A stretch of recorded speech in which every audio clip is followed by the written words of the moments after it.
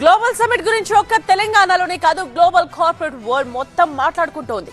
ఈ సమిట్ లో ఇవాళ కీలక ఘట్టం ఆవిష్కృతం కానుంది. 2047 నాటికి తెలంగాణ లక్ష్యం ఏంటో గ్లోబల్ సమిట్ లో చెప్పబోతోంది ప్రభుత్వం. మరి సర్కార్ ఫ్యూచర్ ప్లాన్ ఏంటి? రాష్ట్రాన్ని బలమైన ఆర్థిక శక్తిగా నిలబెట్టేందుకు ఎలాంటి ప్రణాళికలు రూపొందించింది? రెండో రోజు సదస్సులో భాగంగా ఇవాళ ఉదయం 9 గంటల నుంచే ప్యానెల్ డిస్కషన్స్ ప్రారంభమవుతాయి. సాయంత్రం 5:30 గంటల వరకు వివిధ అంశాలపై దిగ్గజ పారిశ్రామికవేత్తలు, నిపుణులతో చర్చాగోష్ఠులుంటాయి. ముఖ్యంగా కాలుష్య నివారణ, పర్యావరణ పరిరక్షణ, మూసీ పునరుజ్జీవనం, మౌలిక సదుపాయాల కల్పన, స్వదేశీ, విదేశీ పెట్టుబడుల ఆకర్షణ, పరిశోధన, అభివృద్ధి రంగాల్లో భాగస్వామ్యాలు, $3 ట్రిలియన్ ఆర్థికాభివృద్ధికి రాష్ట్రం ఎదగడానికి చేపట్టాల్సిన కార్యాచరణ ప్రణాళిక తదితర అంశాలపై చర్చిస్తారు.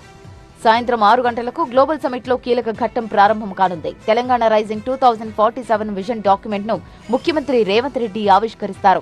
తెలంగాణను 2047 నాటికి దేశంలోని మొదటి స్థానంలో తీర్చిదిద్దే లక్ష్యంగా విజన్ డాక్యుమెంట్ రెడీ చేశారు. యువత, రైతులు, మహిళల సాధికారత ద్వారా 2047 నాటికి $3 ట్రిలియన్ ఆర్థిక వ్యవస్థను ఆవిష్కరించాలని లక్ష్యంగా పెట్టుకున్నారు.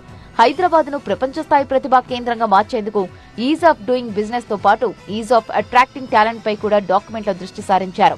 మేధస్సును ఆకర్షించే తొలి రాష్ట్రంగా నిలవాలని ప్రభుత్వం లక్ష్యంగా పెట్టుకుంది.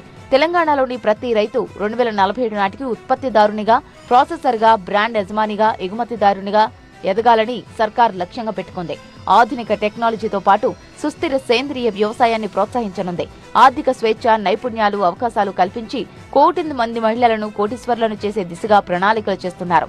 బాలికలకు నాణ్యమైన పాఠశాల విద్య, డిజిటల్ లెర్నింగ్, స్టెమ్ టెక్నాలజీ అందించడం వంటి అనేక భవిష్యత్ ప్రణాళికను విజన్ డాక్యుమెంట్ లో పొందుపరిచారు. రాత్రి 7 గంటలకు కన్నుల పండుగగా డ్రోన్ షో నిర్వహించనున్నారు. వేలాది డ్రోన్లతో ఆకాశంలో తెలంగాణ అభివృద్ధి చిత్రాలను, విజన్ 2047 లక్ష్యాలను ఆవిష్కరించనున్నారు.